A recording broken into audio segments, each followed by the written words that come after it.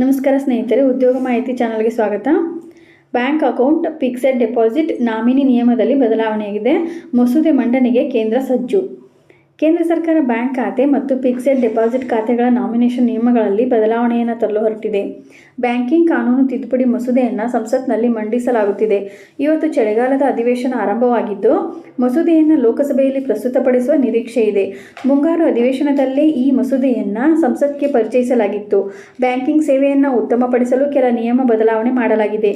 ಲೋಕಸಭೆ ಮತ್ತು ರಾಜ್ಯಸಭೆಗಳಲ್ಲಿ ಈ ಮಸೂದೆಗೆ ಅನುಮೋದನೆ ಸಿಗುವ ಸಾಧ್ಯತೆ ಇದೆ. ಬ್ಯಾಂಕಿಂಗ್ ಕಾನೂನು ತಿದ್ದುಪಡಿ ಮಸೂದೆಯ ನಿಯಮಗಳೇನಿವೆ ಅಂತ ನೋಡೋಣ. ಸಂಪೂರ್ಣ ಮಾಹಿತಿ ಇಲ್ಲಿದೆ ನೋಡಿ.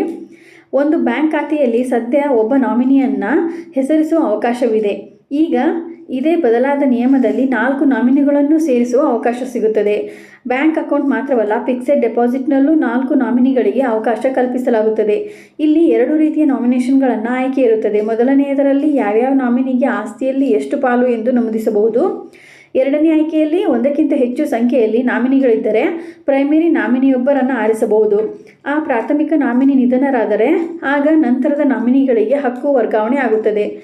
RBI ನಿಯಮಗಳ ಪ್ರಕಾರ ಫಿಕ್ಸೆಡ್ ಡೆಪಾಸಿಟ್ಗೆ ನಾಮಿನೇಷನ್ ಕಡ್ಡಾಯವಾಗಿದೆ. ಖಾತೆದಾರ ಮೃತಪಟ್ಟಾಗ ಹಣ ವರ್ಗಾವಣೆ ಸುಲಭವಾಗಿ ಆಗುತ್ತದೆ. ನಾಮಿನೇಷನ್ ಕಡ್ಡಾಯವಾದರೂ ನಾಮಿನಿ ಹೆಸರಿಸುವುದು ಕಡ್ಡಾಯವಲ್ಲ.